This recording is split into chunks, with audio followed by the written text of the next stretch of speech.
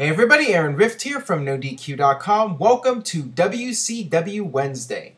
This week on WCW Wednesday, I will be discussing some of the WCW pay-per-view events from back in the day. More specifically, the WCW/NWA pay-per-views and closed-circuit television events from the 1980s. With the WWE Network, I've been able to go back and watch these old shows. Some of the matches I've seen before, other matches I've never seen, so this was a chance for me to go back and get acquainted with these old matches. And I figured today I would go over some of these events and give you my recommendations as well as what to avoid from these events. Let's start off with Starrcade 1983, the granddaddy of them all. Obviously, this is a must-watch because it was the first Starrcade. It was the first event of what would eventually become pay-per-views. It was the first of its kind, a super card where you could watch it at various arenas on closed-circuit television. It was something new, it was something innovative, and it was the beginning of things to come. And as far as the show goes itself, one thing that is very noticeable about this time period in wrestling is that it was very violent. I mean, almost every match on this card, it seems, had significant blood and just guys beating the crap out of each other. I mean, you have Abdullah the Butcher on this card and Carlos Colon, so you know you're going to have violence right there. One interesting thing about these old pay-per-views, for me personally, is getting to see guys earlier in their career, way before the time when you knew them at their peak. And, guys like Kevin Sullivan, for example, most of us are familiar with him as the Taskmaster in WCW during the 90s, but going way back, seeing him at the very first Starrcade was something that I found to be interesting.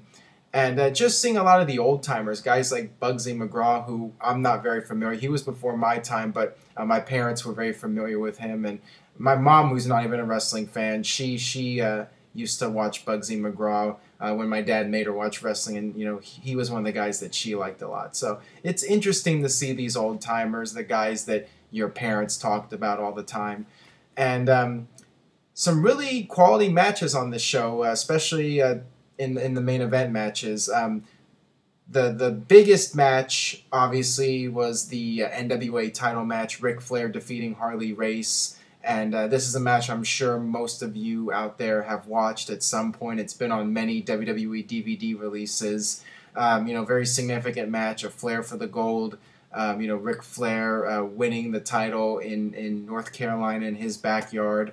Was it the best match of all time? But, very historic match. And Ricky Steamboat and Jay Youngblood winning the tag team titles.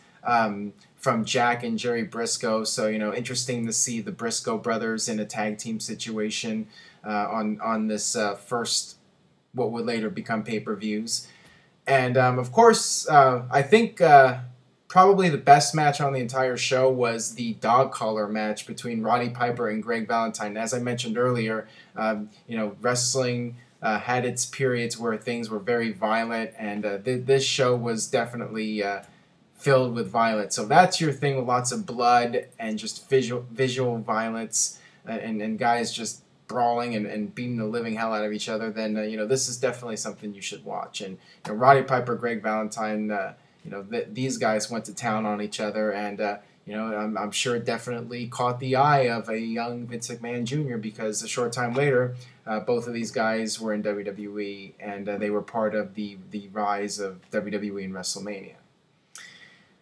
Next up is Starrcade 84. Not nearly as memorable of a show, in my opinion, as Starrcade 83.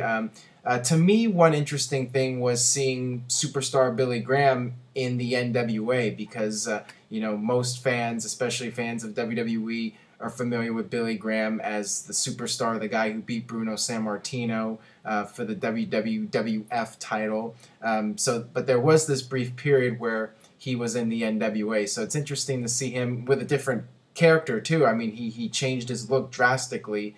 He got rid of the tie-dye and had the karate pants. So stuff like this is interesting to see wrestlers as they go through their various character changes. The main event, Ric Flair versus Dusty Rhodes for $1 million, kind of over the top a little bit, and the first of many main event screw job finishes, which would be later known as the Dusty finish, because Dusty was the booker at the time, and the screw job finishes where the match was stopped because he had a cut on his forehead. Really lame stuff, and these finishes became infamous later on in the 1980s.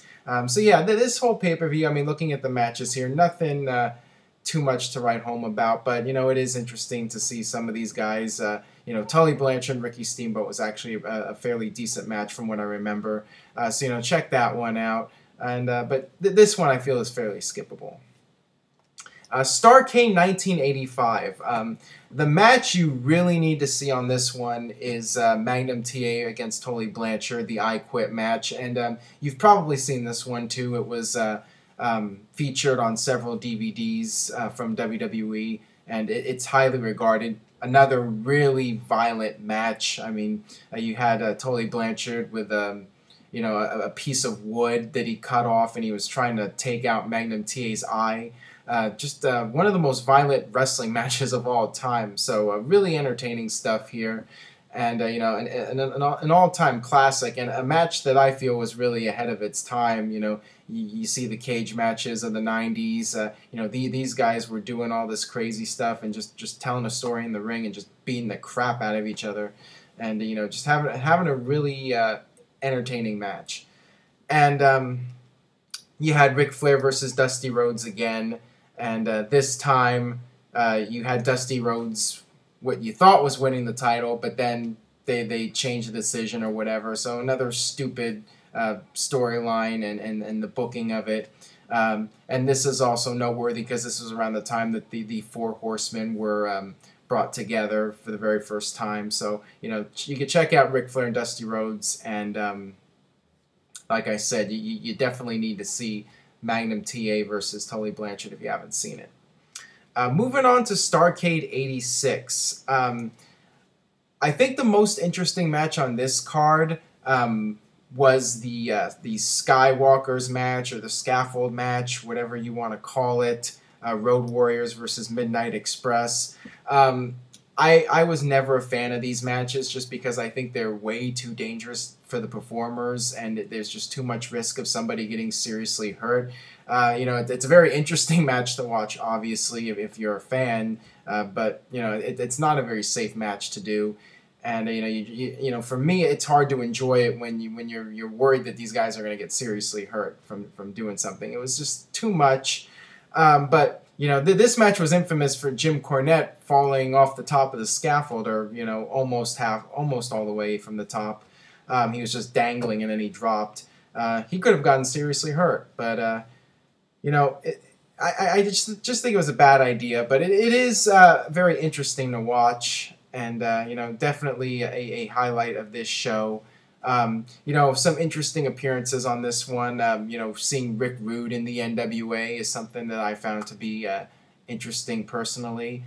And you had the main event, which was originally supposed to be Ric Flair against Magnum TA, but he suffered his career-ending motorcycle accident, or car accident, and Nikita Koloff ended up taking his place, and he was this heel character who had to suddenly turn babyface, and this match didn't really work out well because a lot of the crowd, I think, was still confused about the sudden babyface turn of Nikita Koloff, but he ended up becoming a very popular star later on in the NWA and WCW. So I mean, it was all good. But yeah, this match wasn't, and another screwy finish, double disqualification, just an ongoing trend here. With these finishes being indecisive or some sort of screw job. Moving on here to Starrcade 87.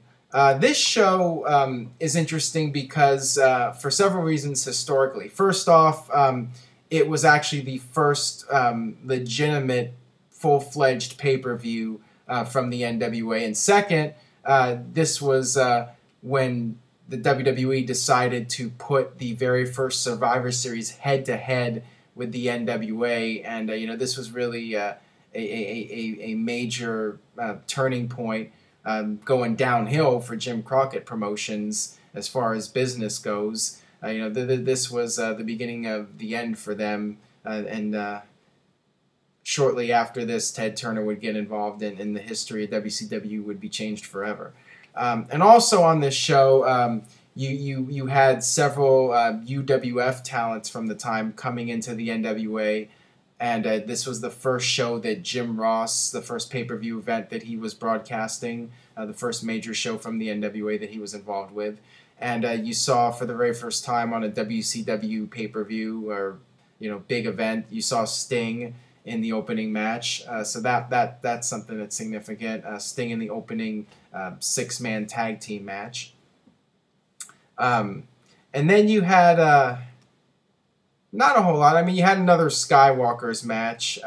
Some interesting people on this show. You had Dusty Rhodes, Lex Luger. So Lex Luger making his first big appearance, at Starrcade, and Ric Flair winning another world title from Ron Garvin. So there's some things interesting on this show that you should definitely check out. I mean, I would recommend watching this pay-per-view just because of the historical significance of it.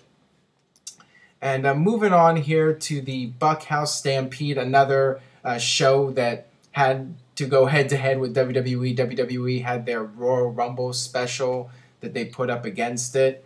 And not really a whole lot happening on this show.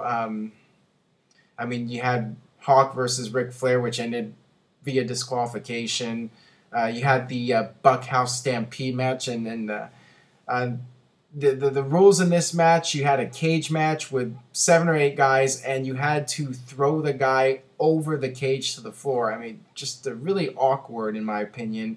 Not really sure what they were thinking with this one. But it is an interesting match, and the participants in it, I mean, it's definitely got your star power with Dusty Rhodes and Arn Anderson, Lex Luger, Road Warrior Animal, Tully Blanchard, Ivan Koloff, and then the Powers of Pain. So you had a lot of interesting people in this match, but yeah, I mean, kind of a bit of a train wreck in my opinion.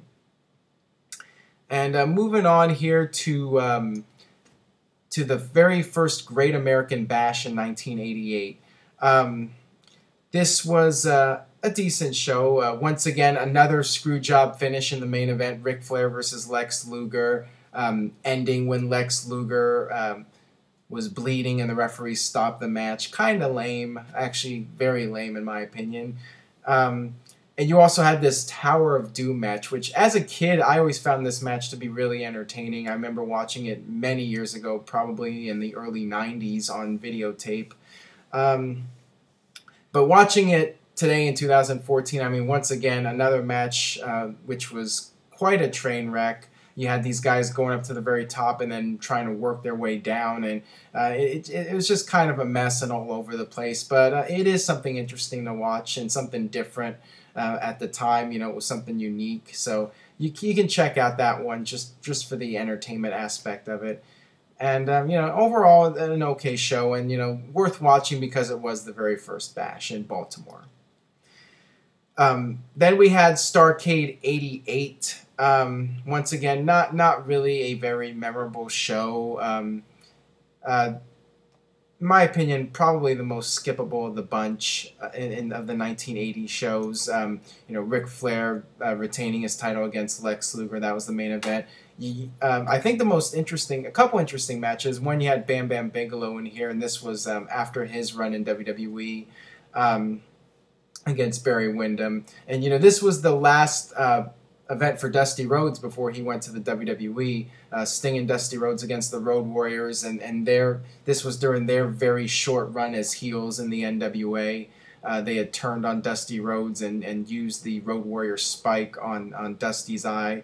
And, Dusty was fired from the company like a month after this. So, that match is interesting. But besides that, nothing that you really need to watch, in my opinion.